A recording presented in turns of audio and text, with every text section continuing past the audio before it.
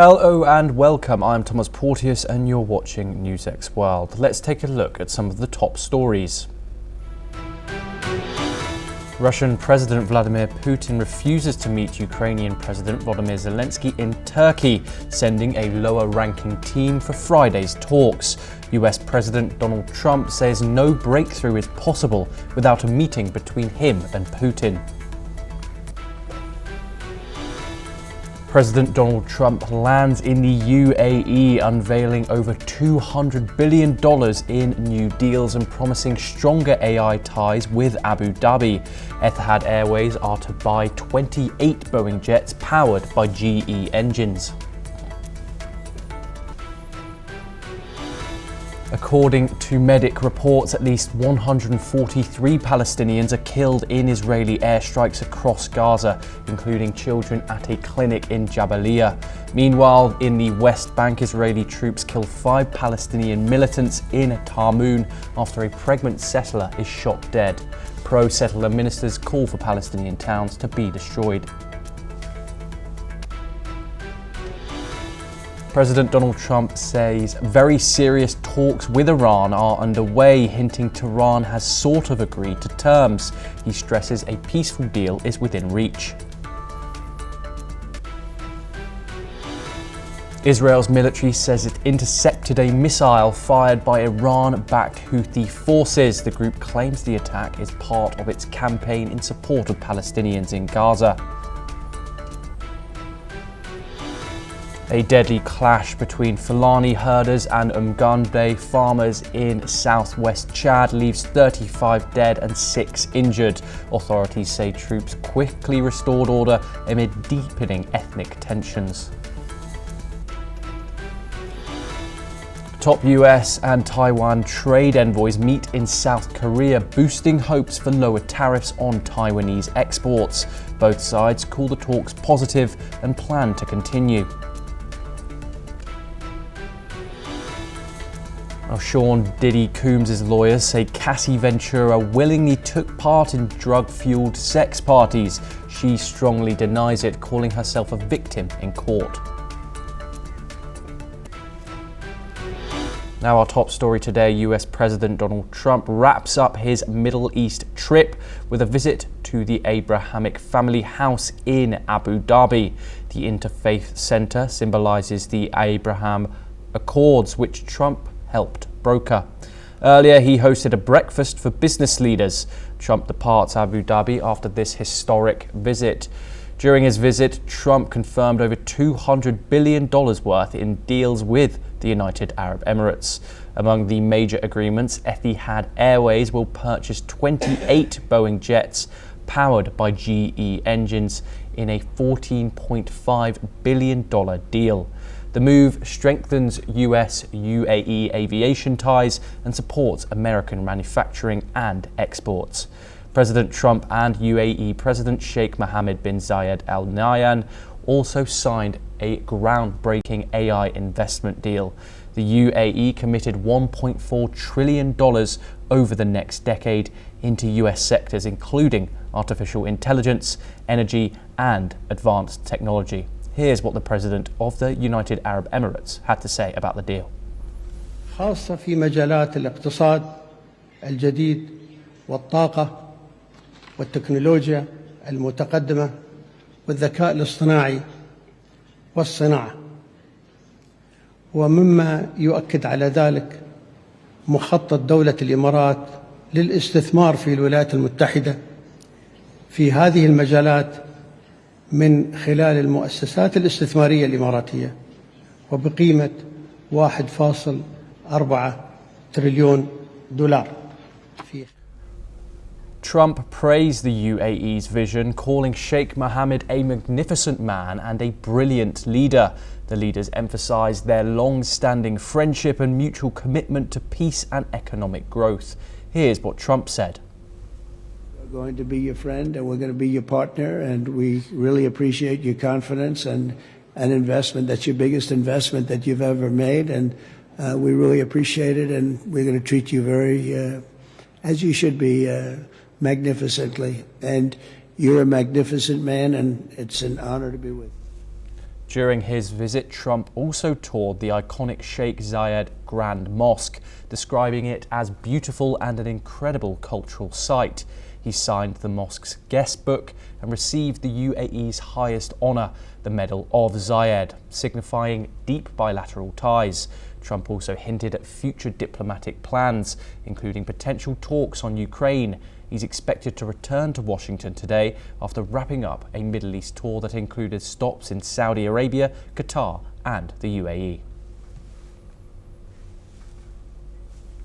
We now move over to Europe, where US Secretary of State Marco Rubio is now headed to Istanbul after he said that he might not be a part of the meeting. Negotiators from Russia and Ukraine, along with a US delegation, are also present. The designated venue for talks, they await in the next steps. President Zelensky, Trump and Putin are not expected to attend. Zelensky, at a press briefing in Ankara, said both sides need to show a willingness to negotiate, adding that an unconditional ceasefire should be the first step. However, he said he will not be present at the talks in Istanbul. Let's take a listen in to what Zelensky said. Я вважаю, що всі сторони повинні демонструвати готовність до перемовин. Я вважаю, що першим кроком повинно бути безумовне припинення вогню. Якщо безумовне припинення вогню можливо сьогодні зробити на рівні технічних груп, без лідерів немає запитань, можна не зустрічатись. Ми зараз в Анкарі, зараз прилетіли сюди, після цього відправляємо групу в Стамбул. Тут його немає, в Стамбулі його немає. Ми ж не можемо бігати по всьому світу, шукати людину. The United States has tempered expectations ahead of the upcoming peace talks on Ukraine. Speaking to reporters in Antalya, Turkey, US Secretary of State Marco Rubio said, "We don't have high expectations of what will happen tomorrow," but added he hopes to be proven wrong. Meanwhile, Ukraine has signalled it expects further sanctions to be imposed if Russia fails to take concrete steps towards ending the war. Let's listen in to what Marco Rubio had to say. Because we were told that there might be a direct engagement between the Russians and the Ukrainians. That was originally the plan. You all heard the same thing. That was not to be the case, or if it is, it's not at the levels we had hoped it would be at. I hope I'm wrong. I hope they have tremendous breakthrough tomorrow if they talk. But I frankly do not believe that we're going to have a breakthrough here until President Trump sits face to face with President Putin and determines what his intentions are moving forward. Let's now shift to the Middle East. US Secretary of State Marco Rubio says Washington is open to alternative plans to deliver aid into Gaza after the current US and Israeli-backed operation came under heavy criticism. Speaking from Turkey, Rubio acknowledged the United Nations rejection of the plan, citing a lack of neutrality, impartiality and independence. Meanwhile, according to the Gazan Health Ministry, at least 143 people have been killed since the dawn of Thursday. The deadliest strikes included on a house in Al-Ajana Street in the Jabalia camp, killing 6, and repeated bombings in Bet Laia, which 3 were killed in Al-Sultan neighbourhood and others died under artillery fire. Attacks also hit Al-Fakura and Khan Yunis, adding to the toll. In the West Bank, Israeli forces killed 5 Palestinians in Tamun in a raid following the killing of an Israeli settler. Gaza's European hospital in Khan Yunis is now out of service, deepening the region's humanitarian crisis. According to multiple reports in Gaza's El Maghazi camp, residents say they're receiving texts inviting them to interviews at the Israeli-controlled Netzarim corridor, a purported way to leave the war-torn strip. The message, written in Arabic, requests people to contact Captain Abu al-Majd via WhatsApp.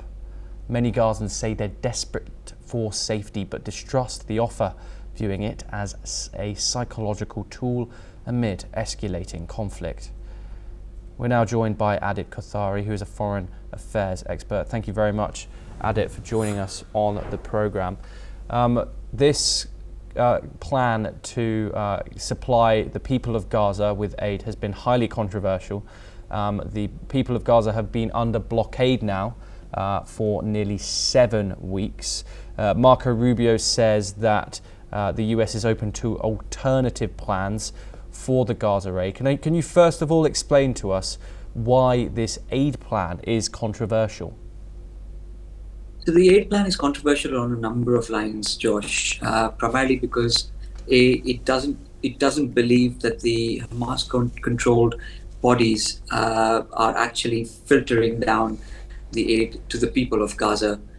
They suspect that the aid is actually not trickling down to the ones who truly need them, and they are actually they're using that for economic benefits. And this is something that has been suspected long by the Israeli agencies as well, which is why they're sort of rationing it into Gaza. But the reports coming in from Gaza are quite severe. I mean, almost famine-like, where access to water has completely depleted, and safe drinking water is not available to the general public. Food and medicines are not available. No matter how much money you would have, the prices have skyrocketed to about 15 to 20 times for bare necessities. So in the grand scheme of things, it's issues like that which require a alternative means for a separate plan to ensure that the population of Gaza do not suffer disproportionately because of this particular skirmish between Hamas and Netanyahu's military.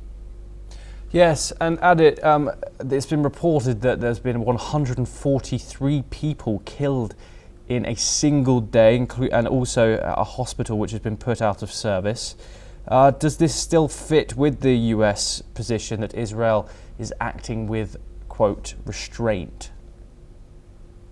So Steve Witkoff's been, he's been in the Middle East for some time. They've been having back and forth between the Qatari mediators and the Israeli side, and they've got to know where there are still 23, I believe, hostages which are meant to be alive, and the Israelis are basically putting down conditions to ensure that their safe return is of absolutely paramount importance. Does it seem like the Israeli army is acting like the return of the hostages is the most important thing on their agenda right now? Thomas, I think if there are some pressing issues internally. Almost 2/3 of the population in Israel is quite, they're quite drained out from this particular war, and they want this to end, and they want those 23 hostages to be back home. So it's pressure from internal politics that is actually trying to ensure that the military acts in a certain way. But there are the hardliners within the polity, which obviously have their own interests at this point, where they're absolutely relentless and they have no resolve to basically let this go. So that's basically trickling down into the military actions as well, and which we're seeing. Adit, I just want to touch on this the sort of aggression and the. Apologies. There was an internet issue there. But I just want to touch on something quite briefly. We've spoken about the 5 militants who were killed in the West Bank after an Israeli settler, a pregnant Israeli settler, was killed. These Israeli raids in the separate Palestinian territory have intensified. Do you think we're seeing the conflict spill across territories in a way that could destabilize the entire region? I don't think there's any more issues left to destabilize. I think that the region is already destabilized enough. Now the question is, how do we actually ensure that we can stabilize it and bring back some amount of sanity? And for that, it's the problem is the Hamas is holding the people of Gaza as hostages, whereas Netanyahu is basically holding the people of Israel as hostages. Both of them need to concede, they need to compromise, and for the good of humanity, they need to come back to the table, to the drawing board, and need to work this out. Hamas needs to demilitarize, they need to depoliticize themselves in a certain way to ensure that whatever whatever issues Israel have with Hamas, which are legitimate, the fact that you cannot use human shield, the fact that you cannot use asymmetrical warfare against another sovereign state, you will need to cede into this whole approach of complete annihilation of Israel. So those are some of the legitimate demands that Israel is making. From a Hamas side, it's the two-state solution proposal that needs to be taken cognizance of. So it's those kind of back and forth that needs to be mediated, which I think the Qataris and the United States are wanting to address. But I think there is absolutely nothing that the Israelis or Hamas are trying to give in. So the problem basically exists on that particular front, Thomas. Adik Kathari, thank you very much for joining us on the programme and for your insight. We now move over to South America for more news. Venezuelan opposition leader Maria Corina Machado has called for a boycott of the May 25th legislative elections. Machado described the elections as a huge farce staged by President Nicolas Maduro to bury his defeat from the July 28th election. Machado vowed that polling stations would be empty and that the regime would face a massive voter rejection. She said the Maduro government is in a state of great vulnerability. Machado criticized the government for manipulating the voting process and vowed to continue the struggle until Maduro is removed. Her party argues that participating in the election would legitimize a corrupt system. The call for a boycott is supported by Machado's Democratic Unity platform, while a split opinion exists within the opposition, with some leaders in favor of participation. Here's what Maria Corina Machado, the Venezuelan opposition leader, has said. Siento que nunca ha habido una oportunidad mayor en este momento para lograr una transición a la democracia en Venezuela. Nunca hemos tenido una oportunidad como la que tenemos hoy. Nunca el régimen de Maduro estaba en una posición de mayor vulnerabilidad. Los venezolanos ya votamos el 28 de julio y vamos a hacer valer ese mandato. Y un paso para hacer valer ese mandato y ratificarlo es no aceptando la farsa y la trampa del 25 de mayo por más presión, por más manipulación, por más chantaje que el régimen imponga a la sociedad. We stay in Latin America, where hundreds of gold miners marched through the Bolivian capital of La Paz yesterday, demanding urgent action from President Luis Arce's government to address severe shortages of US dollars and fuel that have disrupted their industry. Starting from El Alto, the miners moved into central La Paz, also calling for official recognition of the cooperative gold mining system and their inclusion in national public policies. They were joined by groups of merchants protesting limited dollar access and soaring prices of basic goods. Bolivia has faced a dollar shortage since early 2023, driven by falling international reserves and declining revenues from natural gas exports, worsening the country's economic crisis.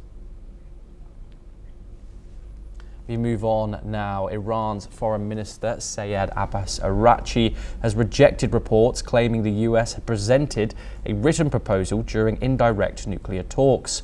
Araghchi said no document was received from the US side, although Oman could later convey a proposal.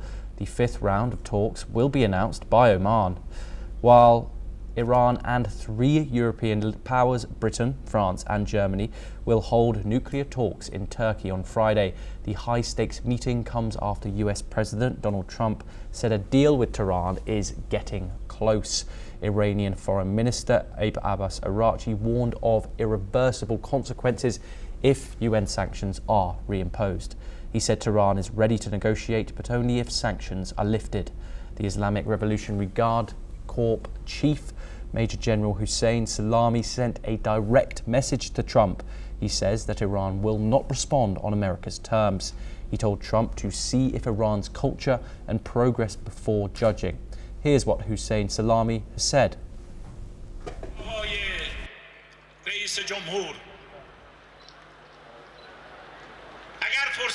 نشد تا شما به ایران می آمدید و از نزدیک ایران را تماشا می کردید.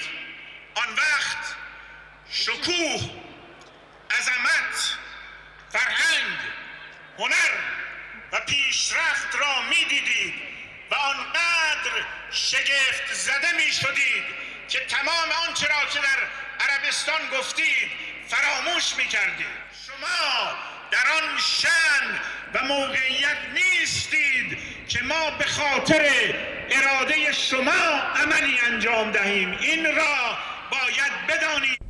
This was said on stage where thousands gathered in Tehran to mark 1 year since the death of President Abraham Raisi and Foreign Minister Amiruddollah Hain in a helicopter crash. Trump, during his Gulf tour, claimed Iran has sort of agreed to a new deal. Iran denied receiving a written US proposal but said talks were useful.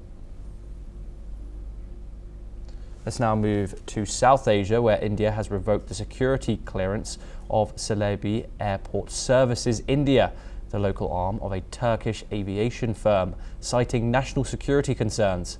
This comes amid a public backlash against Turkey for supporting Pakistan in the recent military conflict. Celebi defended itself, claiming it is an Indian-led enterprise. The move follows reports of Turkish drones being used by Pakistan during the strikes on Indian bases. Meanwhile, Pakistani Prime Minister Shehbaz Sharif has called for peace talks with India during a visit to an air base involved in the conflict. He said, "We do not want war, we want peace, dignity and stability in the region." Sharif added that the world must recognise Pakistan's desire for dialogue, but not at the cost of Kashmir. India, however, has firmly maintained that talks cannot happen alongside terror. India's Prime Minister Modi reiterated that any future talks would only be about terrorism and Pakistan-occupied Kashmir. India's Defence Minister Rajnath Singh, who visited troops in Srinagar, will head to Bhuj Air Base to review military readiness following Operation Sindoor. Taiwan's President Lai Ching-te has expressed strong support for his country's armed forces amid growing concerns over fresh Chinese military drills. Lai, who marked 1 year in office next week, visited army engineers and anti-submarine crews in Kaesong, praising their dedication ahead of the Dragon Boat Festival. Taiwan officials warn Beijing may stage new war games to coincide with the anniversary. Similar to last month's Straight Thunder 2025A exercise, China has called Lai a crisis maker, accusing him of stirring tensions in the region. Lai has repeatedly rejected China's claims over Taiwan and says only the island's people can decide their future. He made no direct reference to Beijing during his visit to the base, but urged unity to protect national security. He was joined by Defence Minister Wellington Koo and National Security Chief Joseph Wu. Let's now move over to Africa. President Donald Trump's senior advisor for Africa, Masad Boulos, said on Thursday that he spoke with the presidents of Rwanda and the Democratic Republic of Congo about a draft peace deal aimed at ending the long-running conflict in eastern Congo. The US is awaiting final feedback from both nations, with hopes to conclude the deal in the coming weeks.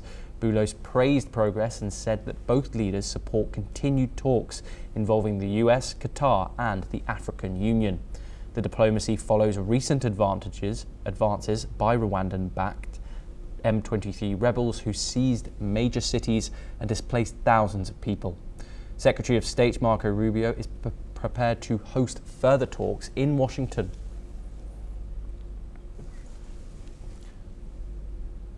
Now let's move over to North America, where US Supreme Court heard fiery arguments on Thursday over President Donald Trump's executive order aimed at ending birthright citizenship for children born to non-citizen parents. The conservative-leaning court seemed open to limiting nationwide injunctions issued by lower courts, which have blocked the order in multiple states. However, justices, including conservatives, voiced concern over enforcing such a sweeping policy without full legal review. The order, signed on Trump's first day back in office, would deny citizenship to over 150,000 newborns each year unless one parent is a US citizen or green card holder. Critics argue it violates the 14th Amendment and Supreme Court precedent. Outside the court, protesters and lawmakers, including Nancy Pelosi, rallied in opposition. The court has yet to issue a ruling. Now let's move over to Europe, where US singer Chris Brown has been charged with grievous bodily harm with intent following an alleged assault at a nightclub in central London on February the 19th, 2023. He was arrested at a hotel in Manchester early yesterday and remains in custody. He is due to appear before Manchester Magistrates Court today. The charge, authorised by the Metropolitan Police, relates to an incident under the Offences Against the Person Act of 1861. Deputy Chief Crown Prosecutor Adele Kelly confirmed that criminal proceedings are active and Brown is entitled to a fair trial. The rhythm and blues singer was on tour and is scheduled to perform across the UK in June and July. Cassandra Cassie Ventura returned to a federal courthouse in Manhattan for a third day of testimony against her former boyfriend and music mogul Sean Diddy Combs. This time she faced tough cross-examination from Combs' defense team. Defense attorney Anna Estavo presented text messages that suggested Cassie willingly participated in the so-called freak-offs, sexual encounters where Combs allegedly hired male prostitutes and watched. The defense argued that Ventura not only anticipated these events, but also helped plan them, sending texts like, "I can't wait either," and "always ready to FO." But on the stand, Ventura said the messages were just words, claiming she often complied out of fear and described the acts as a form of damage control. She testified that refusing Combs often led to violence and that most of her time was spent either participating in a freak-off or recovering from one. Ventura said on Thursday that the encounters felt like a job, one she hated, especially when Combs recorded them. The case remains ongoing. Let's listen in to what Ventura's attorney had to say. What's up? I'm not going to opine on what the jury's thinking, but I think that Cassie's doing a great job on cross-examination, very long cross-examination. Hopefully it ends tomorrow, and so she can be done by the end of the week and put this entire chapter of her life behind her. Well, that's all we have time for. We will continue to bring you more news updates from across the world. Thanks for joining us.